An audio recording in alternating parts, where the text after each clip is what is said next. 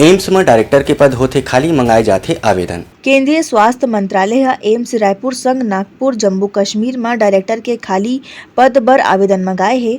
जम्मो योग्य उम्मीदवार एखर बर आवेदन कर सकथे। प्रधानमंत्री स्वास्थ्य सुरक्षा योजना डिवीजन तीनों एम्स के एग्जीक्यूटिव डायरेक्टर के भर्ती करत हे। एम्स के director doctor Nitin M Nagarkar हा ए साल जनवरी तक अपन पद के इस्तीफा देही। डायरेक्टर के योग्यता तय कर दे गे हे, जेमा medicine, surgery, public health PG होना चाहिए और टीचिंग संग रिसर्च अनुभव 10 साल ले ज्यादा होना चाहिए और टीचिंग प्रोफेशन में 25 साल पूरा होना चाहिए। नियुक्तिकरण के बाद 1 साल के प्रोफेशन पीरियड रही।